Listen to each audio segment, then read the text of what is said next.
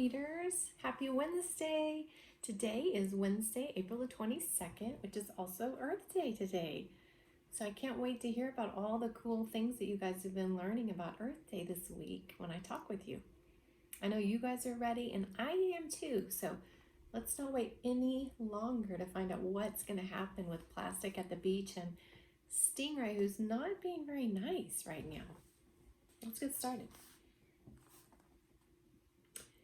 Stingray spends the next hour thinking very hard. Truth is, she's never floated in her life. She's never even gotten wet. But the little girl likes floaters. And a fish is a fish, and a fish should swim. What if the little girl sees Plastic floating and loves her better than me, she wonders.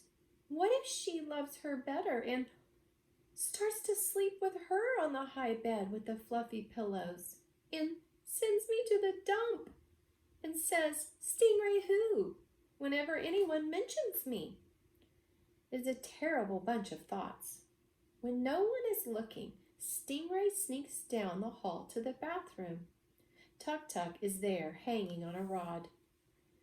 "Hello," says Stingray, as if nothing's out of the ordinary. "Don't let me bother you. I'm just gonna do my regular floating that I do." "Your tag says dry clean only," remarks Tuk-Tuk. "So?" says Stingray. She puts the plug in the bathtub, turns on the water, and gets in. "So that means don't take a bath." "I'm a fish," says Stingray. "I can float." She sits in the tub, feeling the wetness seep into her plush belly and flippers. "No, you can't." "Can too. Look at me." "Your tummy is still on the floor of the tub." "Mind your own business," snaps Stingray. "I'm doing my floating." The water is icy cold. Stingray tries to ignore it. She's waiting for her tummy to come off the floor of the tub. Waiting for proof she is a floater. But her tummy stays right where it is. The water goes over her gills and over her back. It goes over her eyes and covers the tip of her tail. Plastic rides in the trunk of the car where it's very hot. Then the car stops and she's lifted out. The air is fresh and salty. Let's all take a minute just right now and remember what that smells like when you go to the ocean. And it smells so wonderful because you smell that salty, fresh ocean air. Let's just have a little moment. We have a text-to-self connection, right? The ocean really does go on and on forever. Plastic can hardly keep from wiggling. She's so excited. The little girl and her parents get their beach blanket and cooler and umbrella set up. They have paperback novels and a portable radio, too. The mother wears a baseball cap and a black bikini.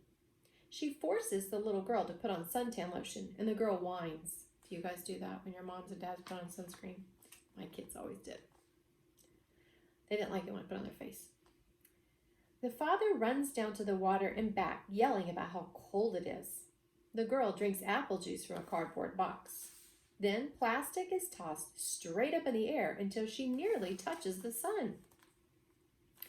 She's rolled through tunnels of damp sand and comes out the other end. She is the center of a game called Keep Away. She's perched on top of a large sand castle. She's tossed onto the surface of the ocean where she floats upon the waves. And floats. And floats. For longer than she'd like, floating all by herself. And then she's eaten. Now, I could stop right here and make you guys wait until tomorrow to find out what happens, but I'm too nice. I'm not going to do that to you. I'm going to keep reading. You're welcome. An animal with musky, wet fur takes Plastic in its jaws with a sudden snap. She can feel the sharp teeth and the floppy, warm tongue. The creature makes soft grunting noises as it paddles out of the ocean and onto the sand. Plastic tries to wiggle free, but it has her tight. Is it a shark? Plastic wonders. Does it think I'm a tasty piece of garbage? The possible shark trots across the sand, wagging its tail. Do you guys want to see the possible shark? Uh-huh.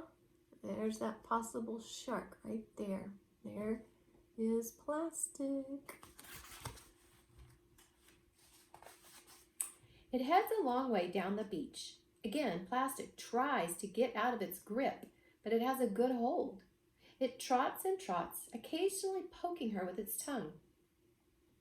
Then the possible shark drops Plastic onto a pile of seaweed, pins her down with one enormous paw, and begins to chew. In the tub, Stingray's completely underwater. At the beach, a possible shark tooth pops Plastic's rubber skin. In the tub, Stingray's soaked through her sawdust insides. At the beach, the air whizzes out of Plastic until she's soft and squashy. Stingray tries to lift a flipper to pull herself out, but the water makes her so heavy she can't move. The possible shark tries to swallow Plastic. Stingray, help! Plastic, stop! Help, stop!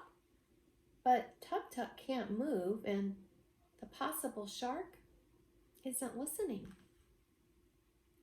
Plastic is stuck in the back of the possible shark's throat, very uncomfortable. The possible shark chokes, coughs, chokes again, coughs, and spits Plastic out onto a pile of seaweed. Plastic knows she has to get away fast, but what can she do? She's halfway deflated, very unbouncy. The possible shark licks its chops, but as it swoops in for another chomp, Plastic turns her body so her puncture hole is pointing right at its face. Then she squeezes her rubbery skin together as tight as it will go, pushing her last bit of air out the puncture with a loud farty noise.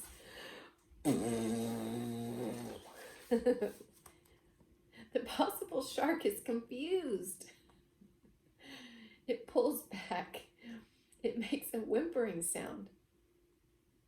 Then it trots away with its tail between its legs. What can we infer from that, guys?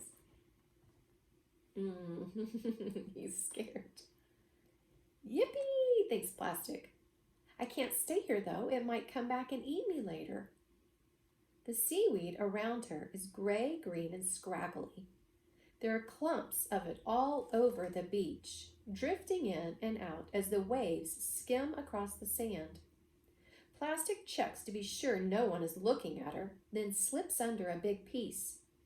Rolling is hard with so little air inside, but she uses all her strength and moves gently forward and around until she's wrapped thoroughly in seaweed. Then she waits until she hears a big wave crash on the shore. As the ocean water rushes towards her, Plastic rolls along the edge of the water, pretending that the wave has caught this unsuspecting and surprisingly round blob of seaweed and merely happens to be pulling it along. That's her camouflage, right? With each crash of the breakers, Plastic rolls a bit further in the direction of the little girl and her family.